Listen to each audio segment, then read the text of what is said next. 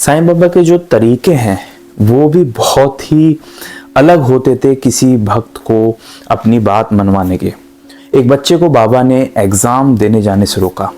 सुनने में ये बात बहुत हैरान लगेगी, लेकिन इस कहानी को पूरी तरीके से समझते हैं। 1913 का साल था और आज से लगभग 111 साल पुरानी कहानी है। काका साहेब दीक्षित जो बाबा के एक बहुत ही ज़्यादा क्लोज भक्त थे, वो शिरडी में थे बाबा के पास। वहीं जो उनका बेटा था वो मुंबई में विलेपार्ला नाम की एक जगह है, वहाँ पर पढ़ाई करता था और पढ़ाई के वक्त वो वहीं रहता था। और जो काका साहेब दीक्षित थे वो अक्सर शिरडी आया जाया करते थे। और 1913 में एक बार वो शिरडी में ही थे। तब शिरडी में जो काका साहेब दीक्षित के ब्रदर हैं वो बॉम्बे से पत्र लिखते हैं काका साहेब दीक्षित को कि तुम्हारे बेटे की यानी कि मेरे भतीजे की जो तबीयत है वो बहुत ही ज़्यादा ख़राब है, उसको फीवर आ रहा है, बुखार आ रहा है बार बार, और तुम शिरडी से वापस आ जाओ और अब अपने बेटे की तबीयत पर ध्यान दो। ये पत्र 1913 में पहुंचता है शिरडी। वहीं काका साहेब दीक्षित इस पत्र को पढ़ते हैं तो वो बहुत चिंता में आ जाते हैं। वो बाबा से इजाज़त मांगने जाते हैं कि मुझे अब विलेपार्ला के लिए निकलना चाहिए, मेरा जो बेटा है वो बहुत बीमार है। वहीं बाबा जब चिंतित काका को देखते हैं तो बाबा बोलते हैं कि तुम चिंता क्यों करते हो, तुम्हारी सारी टेंशन चिंताएं मेरी हैं, मैं बैठा हूं ना, तुम नहीं जाओगे। एक काम करो, बेटे को यहीं शिरडी बुला लो। जब काका इस बात को सुनते हैं तो वो हैरान होते हैं, क्योंकि उस जमाने में शिरडी में ना ही कोई दवाई मिलती थी, ना कोई हॉस्पिटल थे, ना कोई अच्छे डॉक्टर थे। तो अब काका क्या करते हैं, क्योंकि बाबा का आदेश था, वो लेटर भेजते हैं अपने भाई को बॉम्बे कि मेरे बेटे को यहीं भेज दो और शिरडी में रहेगा वो। जब उनके भाई को ये लेटर मिलता है तो वो बहुत हैरान होते हैं, क्योंकि ना शिरडी में कोई डॉक्टर है ना मेडिकल है। तो वो इस बात को शुरू में मना करते हैं कि नहीं, ऐसा नहीं होगा, आपको ही वहाँ पे आना पड़ेगा। लेकिन कई बार बुलाने के बाद जो है मजबूरन जो उनके भाई होते हैं, इच्छा नहीं होती, फिर भी वो अपने भतीजे को वापस भेज देते हैं शिरडी काका के पास। अब वो बच्चा शिरडी में रहने लगता है और कुछ ही दिनों में, जैसे कि हम सब जानते हैं कि बाबा की कृपा से वो एकदम ठीक हो जाता है और बुखार वगैरह से एकदम ठीक होकर वो हेल्दी हो जाता है। अब उस जो बच्चे का है एग्ज़ाम था 2 नवंबर 1913 में, और उसी के सिलसिले में जो काका के ब्रदर होते हैं वो मुंबई से फिर पत्र भेजते हैं शिरडी और बोलते हैं कि अब इस बच्चे का एग्ज़ाम है तो आप 2 तारीख को इसको एग्ज़ाम दिलाने वापस ले आओ, इसकी पढ़ाई नुकसान हो रही है तो आप इसको वापस लेकर आइए।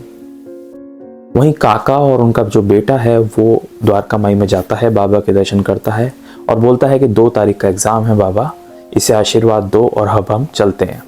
फिर बाबा उन्हें मना कर देते हैं कि नहीं, ये 2 तारीख का एग्ज़ाम नहीं देगा, ये यहीं रहेगा। काका को ये सुनकर फिर हैरानी होती है, और क्योंकि बाबा का आदेश नहीं था और बाबा जिद पर थे कि नहीं, ये यहीं रहेगा, ये एग्ज़ाम नहीं देने जाएगा, काका को मजबूरन हार माननी पड़ती है। वहीं दूसरी तरफ जो उनके ब्रदर थे वो बहुत गुस्से में आते हैं कि ऐसा कैसे हो सकता है कि बाबा ने उनको परमिशन नहीं दी और काका क्यों सुन रहे हैं बाबा की बात, उन्हें वापस लेकर आना चाहिए। अब क्योंकि बाबा की इजाज़त नहीं थी तो वो और उनका बेटा शिरडी में रहता है। 2 तारीख का जब दिन निकलता है तो उन्हें खबर मिलती है कि असल में जो एग्ज़ाम था वो 2 तारीख को हुआ ही नहीं, क्योंकि एग्ज़ाम हॉल का जो है प्लेग की वजह से, प्लेग एक तरह की महामारी थी, उस वजह से, उस महामारी के चलते जो एग्ज़ाम होना था उसे 6 तारीख को पोस्टपोन कर दिया गया है। अब 6 तारीख से पहले ही काका फिर जाते हैं कि बाबा आपने बताया था कि जो एग्ज़ाम 2 तारीख को होना था वो अब 6 तारीख को है, तो अब तो आप जाने दीजिए। फिर बाबा बोलते हैं कि मैं नहीं जाने दूंगा, इसको नहीं देना 6 तारीख का एग्ज़ाम। अब क्योंकि बाबा के आगे किसी की कुछ भी नहीं चलती तो काका ने फिर बात मानी बाबा की और नहीं गए वो। फिर 6 तारीख को उनको खबर मिलती है कि 6 तारीख का जो एग्ज़ाम था वो एग्ज़ामिनेशन हॉल में मरा हुआ चूहा मिला है, जिससे प्लेग का खतरा बढ़ चुका है, प्लेग महामारी का खतरा बढ़ चुका है। इस वजह से जो एग्ज़ाम है वो फिर 6 तारीख से बढ़ाकर 13 नवंबर 1913 को पोस्टपोन कर दिया गया है। काका को हैरानी होती है कि बाबा ने दोनों बार परमिशन नहीं दी और दोनों बार ही एग्ज़ाम पोस्टपोन हो गया। अब परमिशन नहीं दी इसलिए एग्ज़ाम पोस्टपोन हुआ, या एग्ज़ाम पोस्टपोन होने वाला था इसलिए परमिशन नहीं दी। बात जो भी हो, बाबा की निगाहें अपने बच्चों पर, अपने भक्तों पर हमेशा बनी रहती हैं। 13/11/1913 में जब वो एग्ज़ाम डेट तय हुई, तब बाबा ने आगे से ही परमिशन दे दी कि जाओ अब एग्ज़ाम दिलवा कर लाओ। काका को प्रसन्न होता है और काका को मन ही मन ऐसा लगता है कि अब तो एग्ज़ाम हो गई।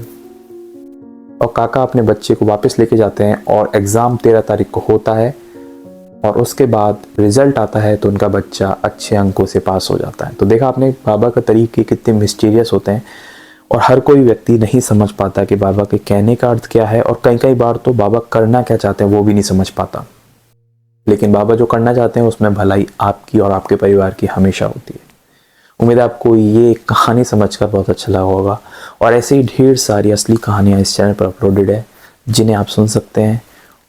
मैं बाबा से जुड़ी हुई असली कहानी पढ़ता रहता हूँ, समझता रहता हूँ और आप तक पहुँचाता रहता हूँ। मिलेंगे एक नेक्स्ट वीडियो में एक नेक्स्ट कहानी के साथ। तब तक के लिए ओम साई राम।